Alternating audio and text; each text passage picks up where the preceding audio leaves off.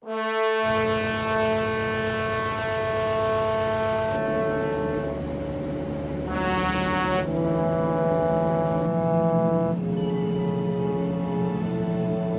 qué la gente cree en vos?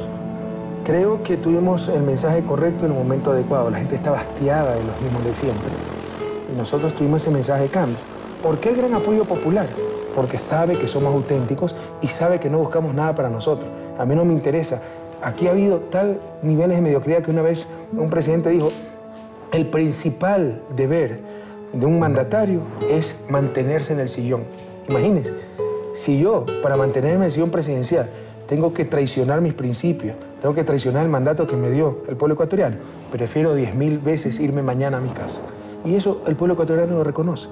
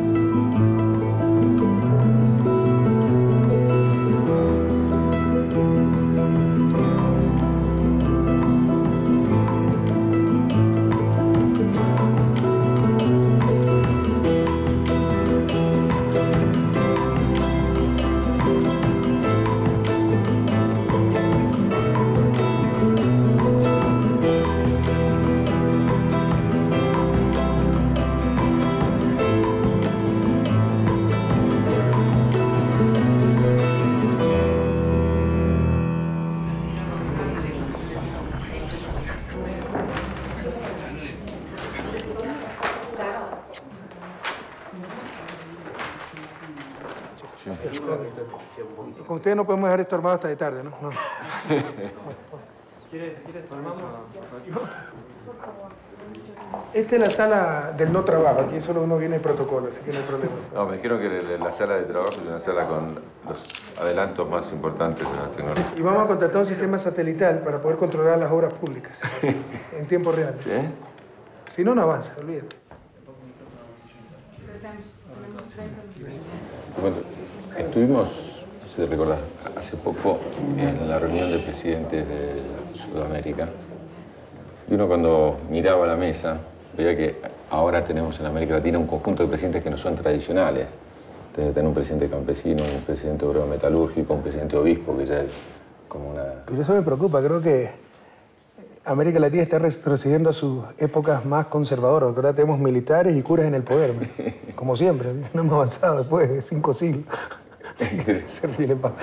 Pero entre estas cuestiones militares atípicos y curas atípicos... Y esa es la diferencia. Y te acuerdas que en una época eran todos abogados o eran todos militares. Ahí había 2 médicos, por ejemplo, lo cual no es poco. Pero también entre los no tradicionales... ¿Cuáles son médicos? ¿Tabaré y qué más? Tabaré y Bachelet. Ah, claro, pues Michelle, claro, claro. 2 mujeres presidentas. Sí. Bueno, con historias muy diversas y realmente hasta que se traten de compañeros, sí, hermanos... Un líder sindical en Brasil, un líder cocalero e indígena en Bolivia, un militar atípico, un obispo, y hasta un economista en Ecuador, ¿qué es eso? Primer economista en la historia del país. Sí, y lo poco tradicional es no solo que vengas del mundo académico, te lo dice alguien que también viene del mundo académico, sino también vengas de una familia modesta, digamos. uno imagina otras épocas de América Latina con militares o abogados, o uno imagina presidentes que hacen una carrera política en un partido político. Vos no lo hiciste. ¿Cómo es eso de llegar a la presidencia a través de otro camino? Yo sabía que tarde o temprano iba a ser algo. Entonces y además que siempre desde la sociedad civil activé, o sea, quería hacer presencia en la vida del país, ya sea como académico, con mis escritos, o en un momento dado con la resistencia civil, como pasó contra el gobierno de Gutiérrez, con los forajidos. Yo estuve en las calles, estuve a 100 metros del Palacio de Gobierno, nos llenaron de gases lacrimógenos, a pocos metros míos cayó el periodista García, que falleció. Pero eso implicó un alejamiento de esas, si tú quieres, corrientes de poder, y como que si estuve al lado de ese camino. Mira, yo siempre tuve inclinación hacia la política. Desde el colegio siempre era presidente de curso, presidente de los estudiantes, en la universidad. Incluso en la universidad fui presidente de todas las universidades particulares del Ecuador. Y se vislumbraba una meteórica carrera política. Cuando estaba acabando la universidad tuve muchas propuestas ya para participar como legislador o a gobiernos seccionales, pero yo sí veía la mediocridad de nuestra clase política y dije, tengo que prepararme primero.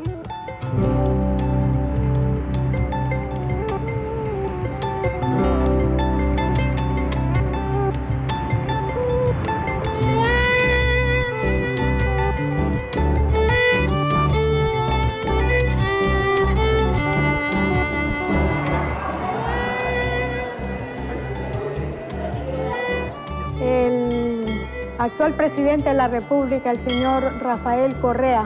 Él estudió aquí, la foto de él, aquí la tiene. Este es el acta de grado que se llamaba. Este es el certificado de partida de nacimiento que él tenía. Aquí es cuando está entrando a la secundaria. Aquí está con un poquito más, 15 años.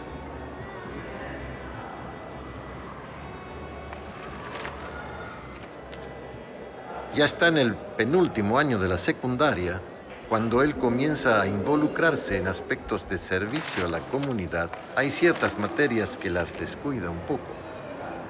Yo he podido comprobar que a partir del cuarto año, por consiguiente, cuando el jovencito estaba en los 15 años hasta los 17 y medio, 18, él comienza a distinguir, digamos, a menguar en calificaciones.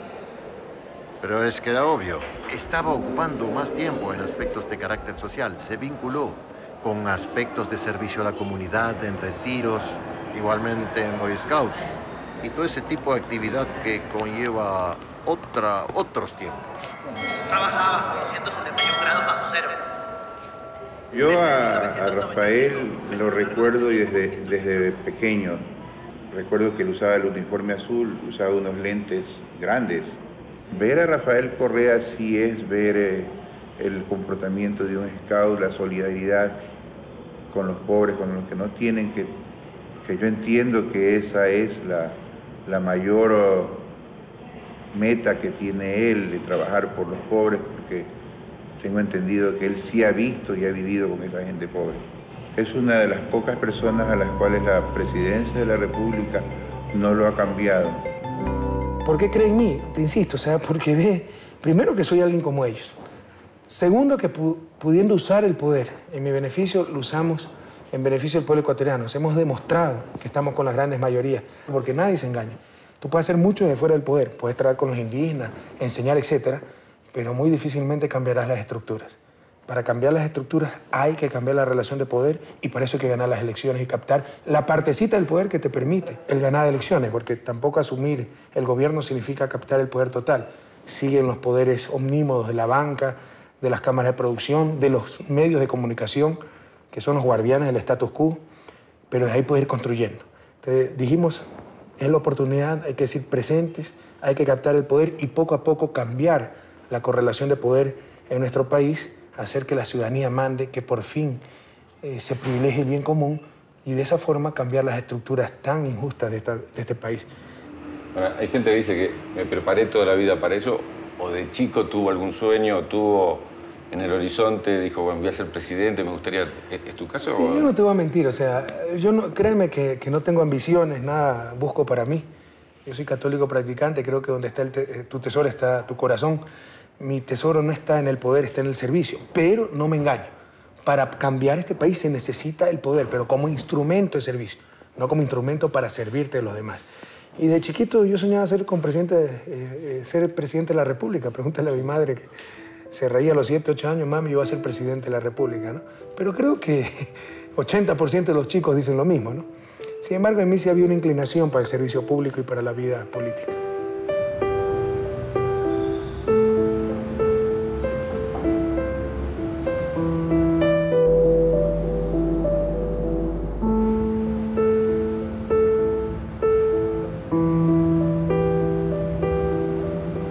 Aquí vivió Correa en esta humilde casa. Rafael, de chiquito, era, como todo niño, pues cariñoso, le gustaba jugar, pero le gustaba desde chico, como que investigaba, muy preguntón. Le gustaba mandar mucho a sus hermanos y nunca han sido, digamos, ingratos. Él cuando viene aquí última vez me mandó a decir con un chiquito que me asome. Entonces ya me asomé, yo como tenía una bandera con el retrato de una verde, yo le sacaba y me tiraba 3 besos volados y que dice, yo le digo, aguántate que algún día te voy a ir a molestar. Algún día voy, le dije.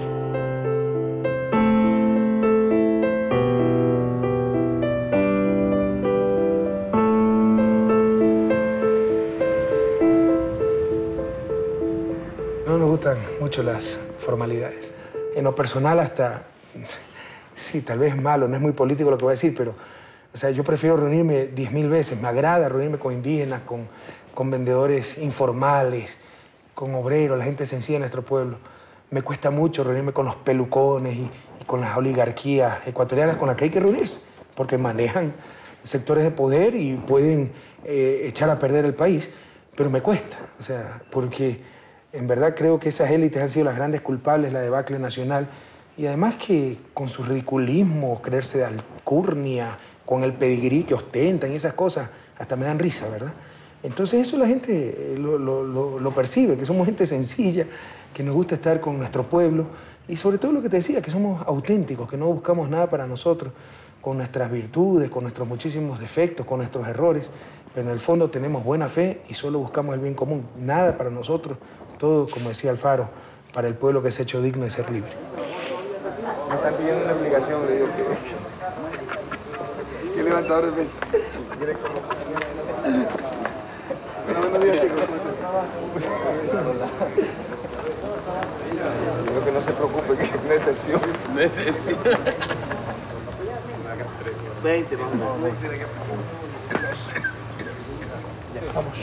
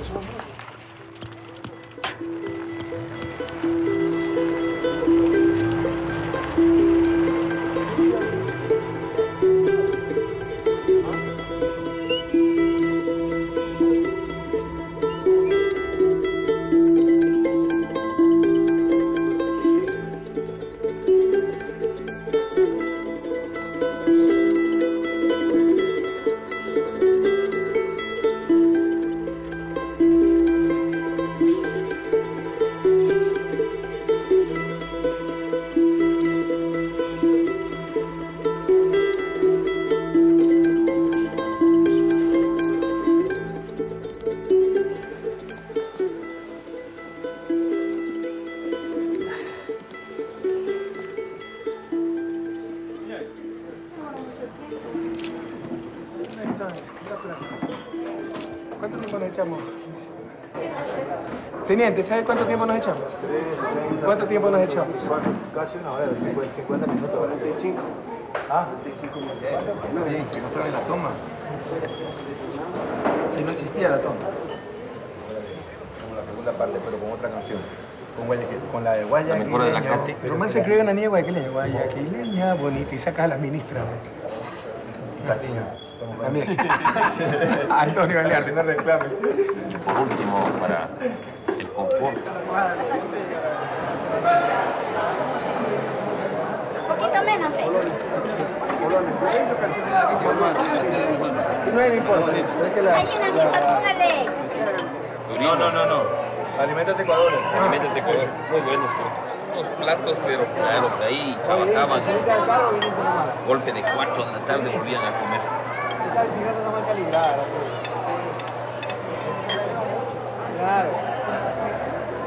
¿Tienes ahí, Gracias, señora. Para un lado de hidrógeno, Rafael. Ya está todo, ¿no? Ya está todo. Cuando vemos que un presidente viene a una provincia como Sucumbíos y a una ciudad como Nueva Loja y viene a un mercado es porque está con el pueblo. Cuando venían los otros, solo llegan a la tarima respaldados por 100, 200 guardaespaldas y cogen el vuelo y se van enseguida. Es por eso que le digo.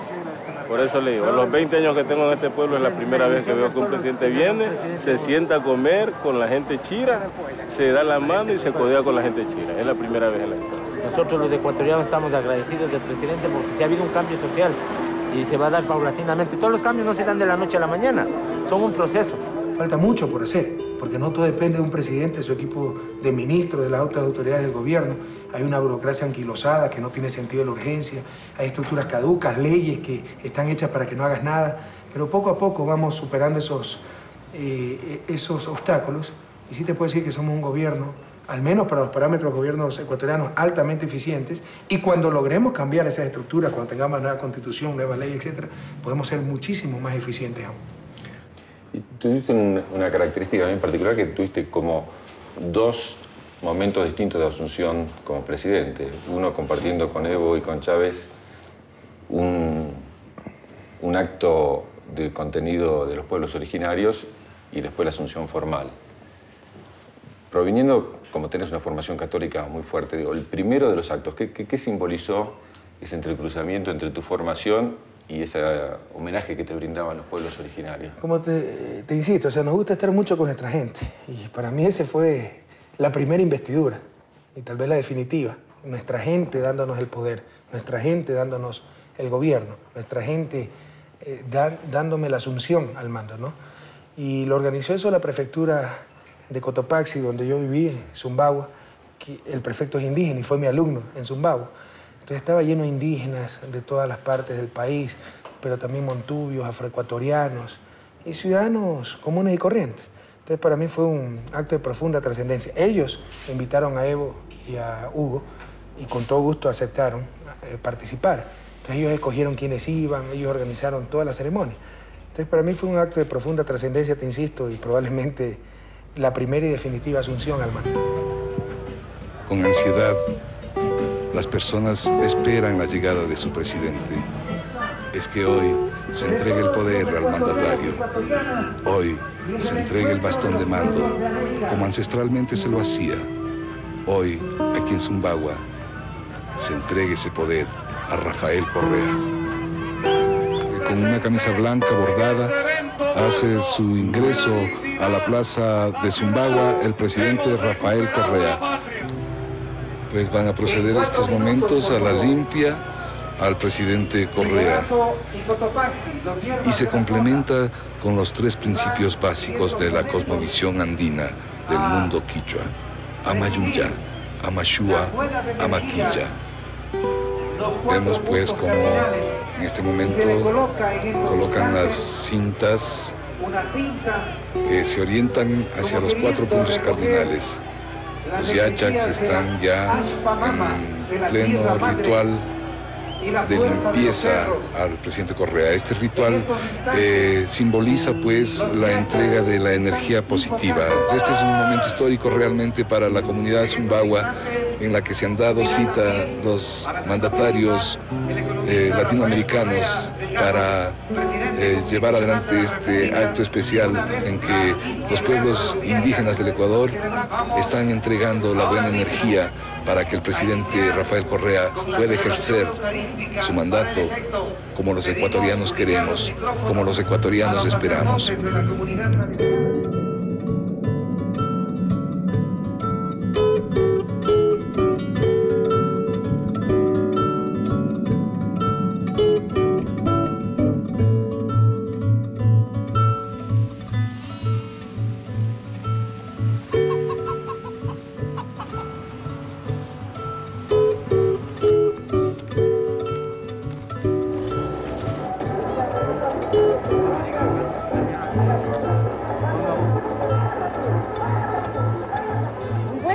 presidente Correa está haciendo bien para la gente pobre.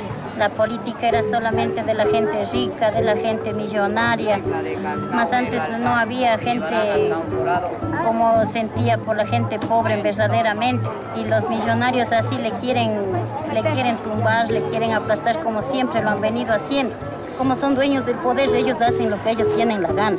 Entonces Correa no puede tampoco hacer nada. Si ellos quieren con esto afectarle a Correa para que la gente vuelvan y digan el presidente está subiendo las cosas, entonces ¿qué hacen? La gente va contra el presidente. Eso quieren hacer los mismos de siempre, los ricos.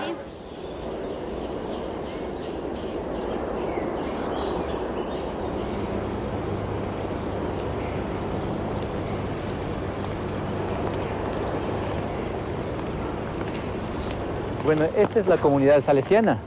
Aquí vivía el compañero presidente de la República, porque en esa temporada era compañero, vivíamos, caminábamos juntos, con los educadores nos daba clase, entonces esto fue la casa que él vivió, pero ahora ya está pintado, ya está un poco modernizado, también el patio era de tierra, entonces él vivía con los padres salesianos de Sumbawa. Es una persona muy inteligente, escucha a la gente y creo que todo cambio necesita intranquilidad a la gente, nos incomoda.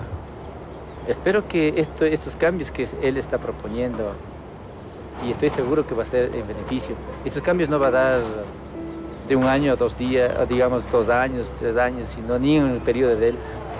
Los cambios veremos después del periodo de él, ¿no? Entonces, pero el fruto del trabajo está haciendo y esperemos que haga, pensando en la población pobre, ¿no?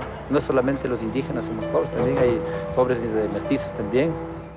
Ese fue el principal desafío, hemos avanzado muchísimo en eso. Pero todavía falta avanzar. Este fue un país que se despojó, destruyó su soberanía. Aquí mandaban más los burócratas del Fondo Monetario Internacional que nuestra gente. No te imaginas a qué grado de entreguismo llegamos. La autonomía del Banco Central, autónomos con respecto a nosotros, pero totalmente dependientes de Washington, a tal punto que el Fondo Monetario tenía su oficina en el Banco Central del Ecuador. Si hubiera pedido una oficina, como ministro de Economía, probablemente me cobraban arriendo. Bueno, le daban la oficina sin cobrarle nada. Es decir, eran los mandamases en este país. Entonces fue recuperar esa soberanía. Y recuperando la soberanía podemos ser dueños de nuestro destino y ahí sí podemos atender a los más pobres, acabar con la inequidad, etc. Entonces en eso hemos avanzado mucho y por supuesto, concomitantemente, tenemos que luchar por el cambio de ese sistema económico que tiene mucho que ver también con la recuperación de la soberanía y por una mucho mayor justicia social. América Latina no es el continente más pobre, es seguramente el más desigual. Es el más esto desigual. Uno lo ve acá en Ecuador. ¿Qué es una política económica o son políticas sociales? Mira, no se puede entender, una buena política económica no se puede entender sin una buena política social y viceversa. El economista que solo te hace números, ¿por qué crees que ha fracasado rotundamente las políticas públicas en América Latina y las políticas económicas en las últimas décadas? Porque ha estado en manos de tecnócratas que solo entienden de números y ni eso lo hacen bien. Se elevó a ciertos economistas ortodoxos al grado de sumo sacerdote y sin que tengan la visión integral. Esto tiene que estar en manos de políticos con esa visión integral. La economía es una partecita. No se puede entender una buena política económica sin una buena política social. Entre otras cosas, por ejemplo, en el siglo XXI ya los factores de producción no es que son el que tiene más trabajo, el que tiene más recursos naturales, el que tiene más capital es el que más se desarrolla y crece, ¿no? Eso fue en el siglo XIX tal vez. Hoy es el que tiene más talento humano, el que tiene más cohesión social para tener un proyecto común, un proyecto nacional donde todos empujemos en el mismo sentido. Entonces te insisto, no se puede entender esa política económica sin una buena política social que dé esa cohesión social, que nos haga sentir a todos partícipes de ese progreso y de los beneficios de esa política económica, si no, esas políticas económicas son insostenibles en el mediano y largo plazo. Así de sencillo. Endureceremos leyes que impidan la corrupción, como la ley de enriquecimiento ilícito, y se las extenderá al sector privado, que también deberá justificar de dónde proviene su riqueza. Para esa lucha contra la corrupción hemos buscado y seguimos buscando los mejores hombres y mujeres que con manos limpias, mentes lúcidas y corazones ardientes por la patria dirijan las diferentes instituciones del Estado. Por lo que jamás olvidaremos los crímenes de los banqueros corruptos que nos quebraron.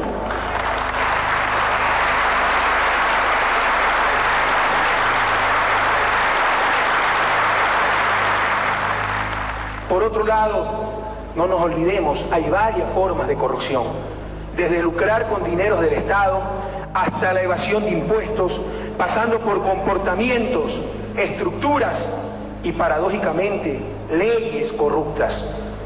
¿Acaso no es corrupción la existencia de bancos centrales completamente autónomos, cuya opulencia es un insulto a la pobreza de nuestra gente y que además no responden a controles democráticos, pero sí a burocracias internacionales? ¿Acaso no fue corrupción la ley de garantía de depósitos impuesta por el poder político de los banqueros, que obligó al Estado a garantizar el 100% de los depósitos bancarios sin límites de monto días antes de la quiebra generalizada de los bancos? ¿Acaso no es corrupción la existencia de leyes absurdas como la ley de transparencia fiscal, que limita cualquier gasto, menos el servicio de deuda? Esto es antiético.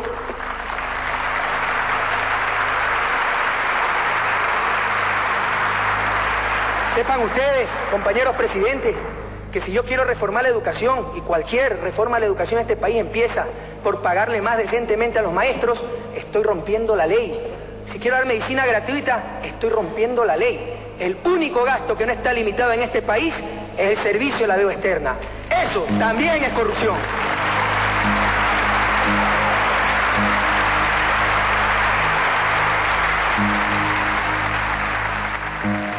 Por ejemplo, en el 99, aquí nos quebraron los banqueros. Eso es indudable. O sea, la mayor crisis de la historia la produjo la banca. Bueno, la gente estaba atacada de esos banqueros pillos. Viene Lucio Gutiérrez con un discurso de izquierda, apoyado por los indígenas, gana las elecciones, y con amplia mayoría, y lo primero que hace es poner de ministro de Economía a uno de los banqueros más compicos de este país. Entonces, eso era recurrente, la traición. Entonces, imagínate, se vota por una opción supuestamente izquierda y nos aplican el programa de un candidato que sacó menos del 2% de los votos. Y eso ha sido recurrente en la historia ecuatoriana. Entonces, por primera vez, tal vez en los últimos 30 años de democracia, probablemente con la excepción de Jaime Roldós, gana un proyecto político donde un candidato dijo lo que iba a hacer, por eso votó el pueblo ecuatoriano y está haciendo exactamente lo que dijo. Es cierto que ha habido mucho discurso y me ha pasado, me ha tocado contactar gente que en la coincidíamos totalmente con ideas y ya en el momento donde queman las papas, ¿no? Donde las papas queman, como decimos en Ecuador, han sido una total decepción porque falta de pragmatismo, de ejecutividad, etc. Pero nosotros somos muy claros en nuestros principios, pero también muy pragmáticos y muy objetivos. Y no hay contradicción en eso. Tú puedes ser un gran idealista, pero con los pies bien puestos sobre las tierras. Y nosotros tenemos los pies bien puestos sobre esta tierra. Y creo que hemos mejorado mucho en índice de eficiencia. Te puedo decir, por ejemplo, probablemente llegaremos este año al 80% de la ejecución del presupuesto en inversiones del gobierno central. Años anteriores se llegaba al 30%. O sea, esos son los grandes cambios que están pasando en el país. Entonces, no hay contradicción en eso. Y como tú has dicho, somos obsesivos con la eficiencia, con la seriedad, si se dice algo hay que cumplirlo. Para eso hemos diseñado importantes sistemas de control de gestión, de información, etc. Falta mucho por hacer.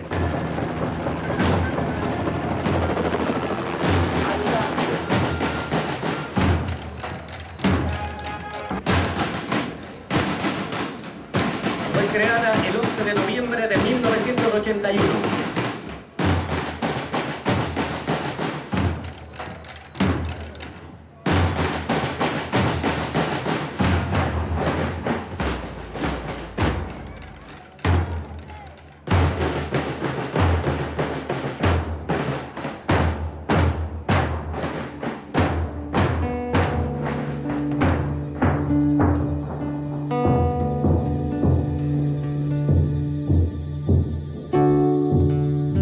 Nos recibió con inmenso cariño el Lago Agrio, muchísimas gracias. Luego presenciamos el desfile, muy bien organizados, demoró 1 hora exacta, porque hay desfiles que, Dios mío, que duran 5 o 6 horas. Pobres chicos, ¿no? Todo ese tiempo parado, no hay derecho. Entonces tenemos que dosificar el tiempo de los desfiles. También se le ha dicho a los directores de educación que las banderas, como hay que ponerse de pie por respeto a las banderas, que las banderas pasen, de todos los colegios participantes pasen un bloque al inicio y se para una sola vez para saludar a la bandera. No que pasan con cada colegio, uno tiene que pararse 30 veces. Que ya no haya bandas de guerra. ¿Qué sentido tiene que haya bandas de guerra en colegio? Que haya bandas de paz, bandas de alegría, que en vez de tocar himnos marciales, toquen música nacional, toquen música juvenil, toquen música alegre, compañeros. Cambiemos todos esos códigos. que no le hagan gastar centenas de dólares a los padres de familia para las botas, las boinas, las charreteras, y que mientras más se parecen a las Fuerzas Armadas, mejor. ¿Qué es eso? Eso es totalmente antipedagógico. Ya se ha dado la orden, así que ayuden a los madres de familia. Y también, con todo respeto, estamos hablando de conceptos, no de personas. También el asunto de las reinas. Yo sé que primero me doy el gobierno antes de cambiar la costumbre del pueblo ecuatoriano a ser reina para todo, ¿no? Reina de la tercera edad, bombillito de Navidad, las chicas de 5 años. ¿Pero qué sentido tiene poner a competir desde los 5 años a nuestras niñitas para ver cuál es más bonita? ¿Qué sentido tiene eso? Y las mujeres son calificadas en traje de baño. ¡Qué barbaridad! ¿Qué es eso? ¿Qué es eso, por favor? Y la que gana nuevamente trabajaré por los pobres, por la paz mundial, por las inequidades. ¿Qué sentido tiene eso? Si quiere trabajar por los pobres, no tiene que salir en bikini para que la califiquen. Váyase a una misión, váyase a una fundación, váyase a los barrios marginales de su país, etc. Erradiquemos eso, compañeros. Se lo digo con todo cariño, no tiene ningún sentido, es antiformativo. Se transmite antivalores. Yo sé que no lo va a poder cambiar, está muy arraigado en los barrios, en fundaciones. Bueno, ¿qué le vamos a hacer? Pero en nuestro sistema educativo es nuestra responsabilidad, ¿verdad? Entonces, esos son los grandes cambios también que necesita el país. Este es el cambio cultural, es lo más difícil para el desarrollo.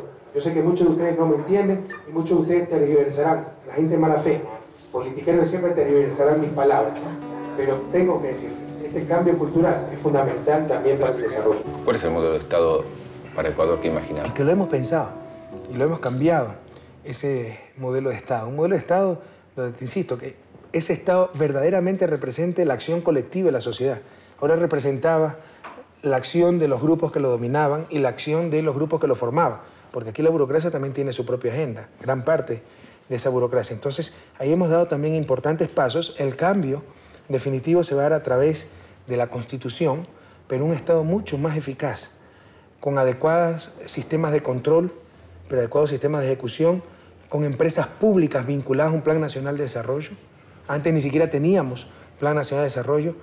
Y con eso, poco a poco, vamos superando duplicidad de funciones, superposición, etc. Hemos avanzado muchísimo en ese sentido. Estamos mejorando muchísimo la eficacia. ¿Imaginás un Estado más poderoso, un Estado que tiene mayor estructura, más participación en los sectores? Yo diría más que poderoso o no poderoso, un Estado mucho más eficaz para alcanzar los objetivos socialmente deseables. ¿Y con mecanismos de participación social distintos a los que venían habiendo? Sí, pero eso ya estamos hablando no del modelo de Estado, sino de democracia. Una democracia mucho más participativa, donde, por ejemplo, ciertos niveles de presupuesto se hagan a nivel con la participación ciudadana. Se espera, tal vez si eso es parte de la reforma del Estado, crear un quinto poder que sea el poder ciudadano, que con representantes de la ciudadanía logren superar contradicciones. Por ejemplo, las autoridades de control, ¿a quiénes van a controlar sobre todo? A los actores políticos. Pero el principal actor, el actor más politizado, el que elige esa autoridad de control, el Congreso Nacional. Y ahí viene una contradicción. Es decir, el procurador, contralor elegido por el Congreso va a llegar muy condicionado porque normalmente se tiene que negociar con los legisladores y con las diferentes fuerzas políticas para que sea electo esa autoridad de control. Entonces, todo eso cambiará si es el poder ciudadano el que elige esa autoridad de control. Y ahí tiene una participación directa la ciudadanía.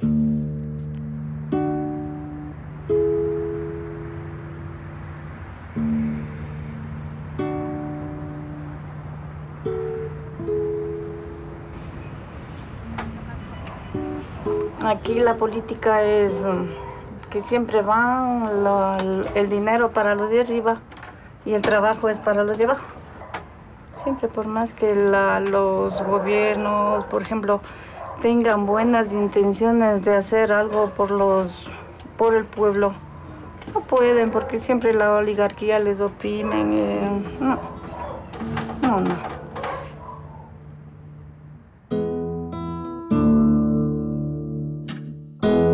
Mi hijo se fue hace un año, en el 2007. Sí. Él ahorita está trabajando en Pamplona. Ya. El trabajo de él está en construcción. Por ejemplo, mucha juventud que se gradúa y no tienen puestos de trabajo. Es por eso que ya la gente mejor trata es dejar las tierras propias y emigrar a otras partes. Entonces, en esa parte yo le doy fuerza a la distancia, le doy moral que aprovechen lo joven. Entonces, y que siga adelante, con el sufrimiento se llega a adquirir cualquier cosa. La familia junta hace un mayor, llena la casa, se tiene mejor comunicación y eso. Allá no se sabe si están bien, están mal, pueden estar ya hasta muriendo, ellos dicen estoy bien, igual nosotros. Entonces, ¿cómo vamos a estar felices que inmigren las personas? Bueno, y en mi caso no hay más otra persona que esté sufriendo ni nada, pero de muchas personas que van dejando a sus niños, a su hogar, se desbarata, los niños no viven con sus padres, eso es lo que más pena da de los inmigrantes.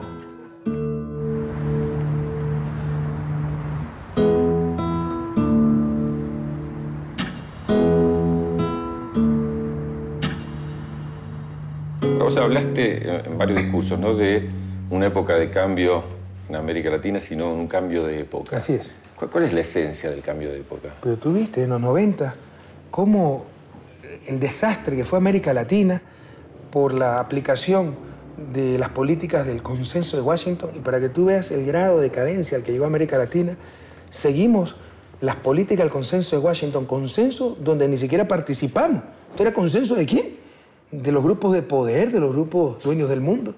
Ahí participó la Secretaría de Estado norteamericana, Fondo Monetario, Banco Mundial, BID, pero era consenso y apoyamos el consenso. ¿Consenso de quién? Aunque sea con el estructuralismo y la escuela cepalista, era algo creado por nosotros mismos o enriquecido por nosotros mismos, porque la idea originaria datan del siglo XIX, industria infantil, etc. Pero era algo nuestro, aunque sea teníamos pensamiento propio, hasta eso perdió América Latina en la larga y triste noche neoliberal. Y concomitante con ello, ¿cuánto payaso llegó a América Latina, en la propia Argentina? Pues Carlitos Menem, que viajaba con su peluquero, ¿verdad? El Collor de Mello en Brasil, Fujimori en Perú, el gordito Endara en Panamá. O sea, ¿te imaginas el nivel de postración, incluso a nivel de liderazgo en el que cayó América Latina? ¿Y qué vemos en el siglo XXI?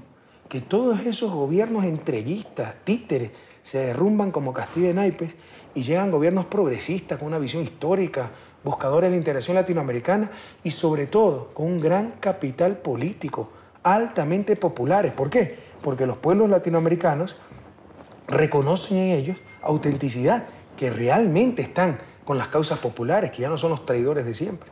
Ahora, Ese es el cambio de época.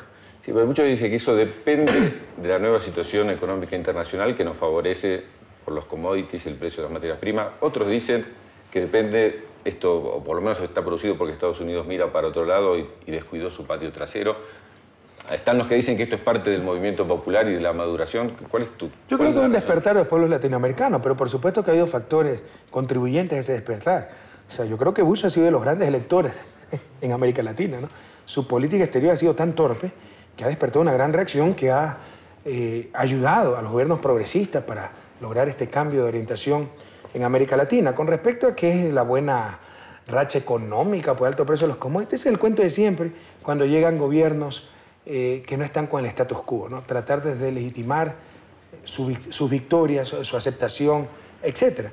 Pero mira, Hugo Chávez está en el 98 con una gran aceptación popular y en el 98 el precio del petróleo a inicio del 2000, ¿a cuánto estuvo?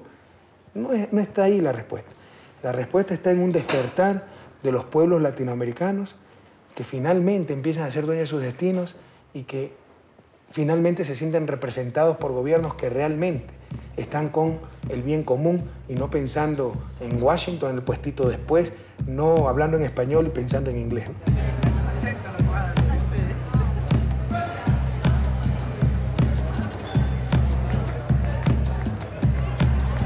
Así salió el comercio, compañeros. Claro, árabe. Así salió el comercio. ¿Qué sucedió? Ahí tuvo que firmar dándoles a los peruanos. Y le hizo desaparecer a la planificación. Ahora no ponen en dólares, sino en barras de oro. Hay que ser estudioso de la historia. No hay que ser que me impostista. No como otros dicen, eso no me importa, yo soy zapatero y con mi oficio me gano la plata. No, señor. Tenemos que ver por la patria nueva. Si ustedes, carajo, se callan con la boca callada, no protestan, no levantan los puños, reclamando no precisamente rodillas, sino con el puño en alto, levantado a estos delincuentes, bandidos sinvergüenzas que han gobernado el país. ¡Viva la patria, señores! ¡Viva el pueblo ecuatoriano!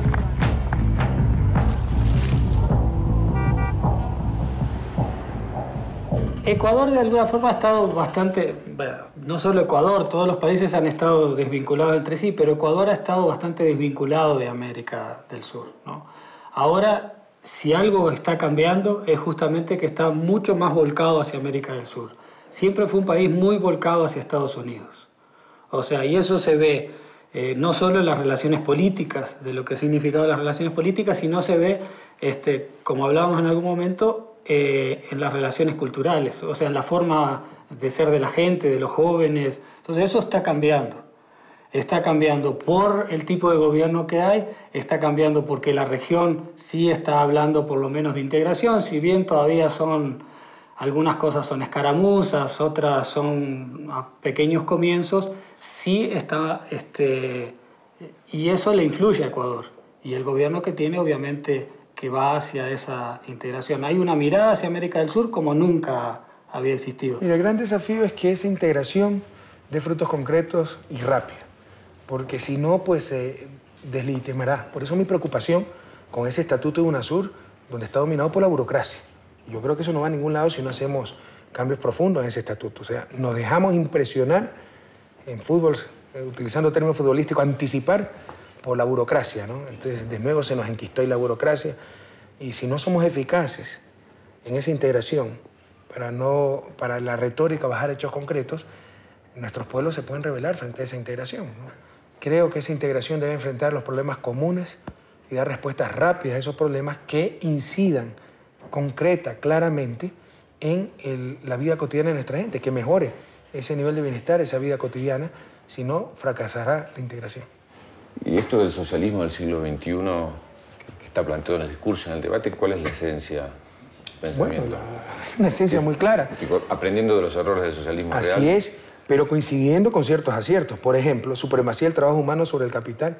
Una de las grandes víctimas de la larga y triste noche neoliberal fue el trabajo humano.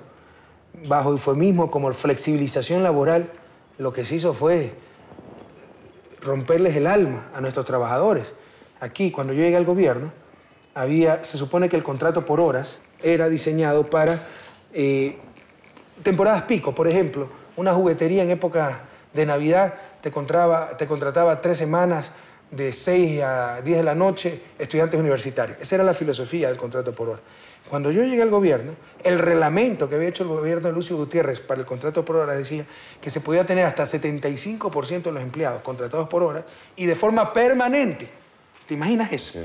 El trabajo humano no es un medio más de producción, es el fin mismo de la producción. No es que el trabajo humano debe estar en función de la necesidad de acumulación de capital.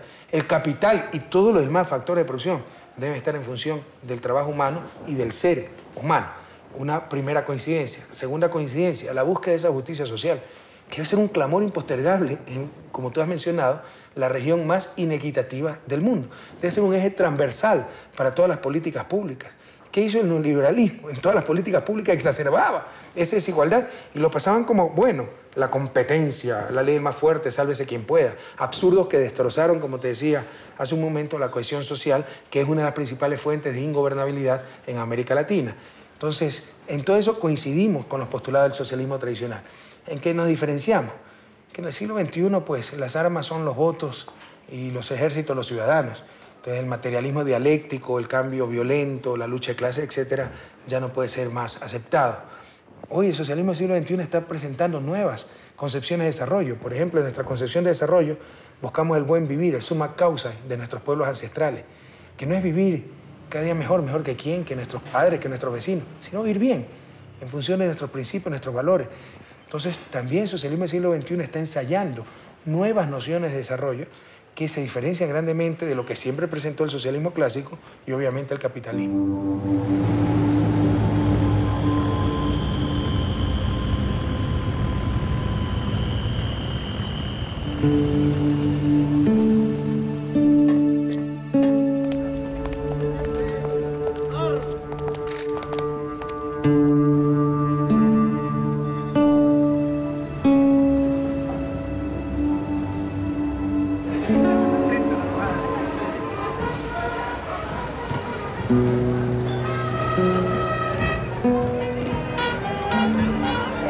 ciertamente un equipo, existe un proyecto y existe la responsabilidad de quienes somos actores de gobierno. Creo que ha habido un buen y excelente catalizador y en eso el rol y el liderazgo del presidente, de Rafael, ha sido muy fuerte, pero ahí hay mucho por construir.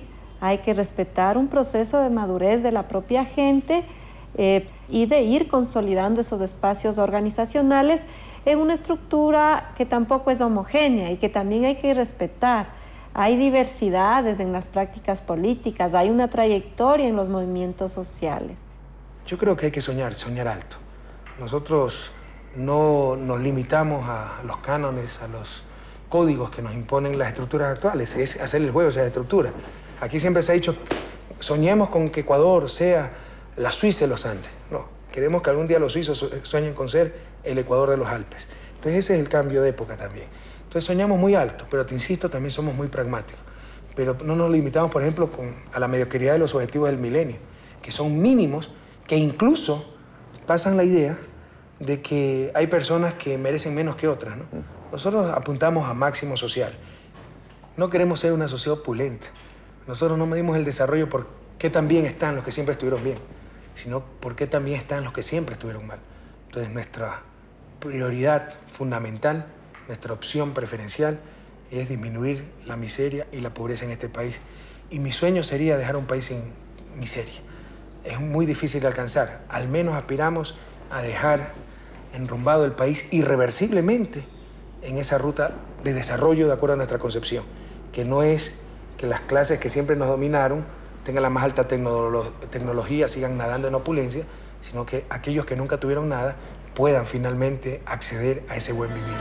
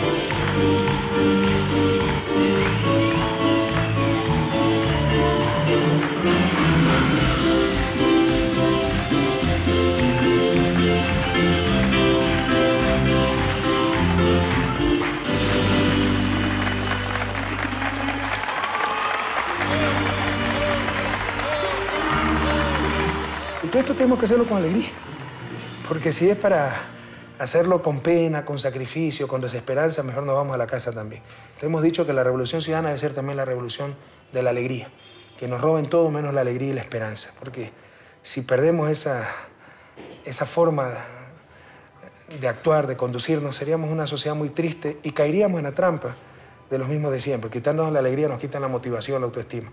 Entonces insistimos mucho en eso, en mantener la esperanza en alto, la autoestima en alto y hacer las cosas con alegría, con infinito amor. Algunas veces uno está cansado, estresado, preocupado, pero ahí sí le he dicho a mis asesores más cercanos, mándenme nomás a dormir, cambiemos de idea, tomémonos el... O sea, yo soy un hombre que trabajo muchísimo, pero en algún momento digo, aquí me paso la tarde con mi familia, o voy a escuchar el coro de mi hijo, etc. O sea, sabemos guardar los espacios para, insisto, no perder esa alegría. No es fácil mantenerla, pero cuando se la pierde hay que hacer un alto y recuperar.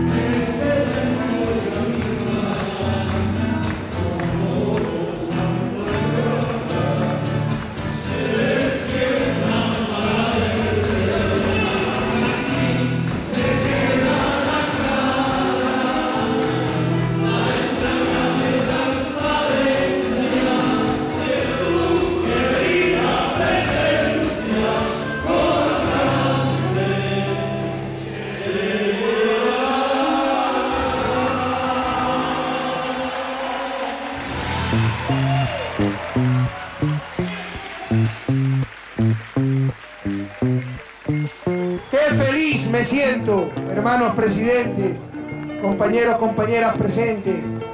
Qué feliz me siento. La historia cambió. No estamos hablando de reformitas, no estamos hablando de hacer menos mal lo mismo que se ha venido haciendo. Como lo dijimos en su momento, la patria vuelve, vuelve para todos, vuelve para los indígenas, vuelve para los migrantes, vuelve para los pobres, vuelve para los excluidos. Hoy los íconos de América Latina vuelven a ser los que siempre debieron ser. El más grande americano de la historia, Don Simón Bolívar, ese Eloy Alfaro, ese comandante Ernesto Che Guevara, ejemplo máximo de sacrificio, de entrega a los demás. Hoy vuelven los íconos que siempre debimos tener. Y como un milagro, se han derrumbado los gobiernos serviles, las democracias de plastilina, el modelo neoliberal. Y ha empezado a surgir esa América Latina altiva, digna, soberana, justa, socialista del siglo XXI, compañeros. Porque lo que vivimos no es una época de cambios, es un cambio de época. El servilismo, el entreguismo están siendo tirados, no por Evo, no por Hugo, no por Néstor Kirchner, no por Rafael Correa. Están siendo tirados por los pueblos de América Latina, donde siempre debieron estar, al basurero de la historia. No más servilismos. Hagamos una verdadera revolución democrática, constitucional, pero revolución.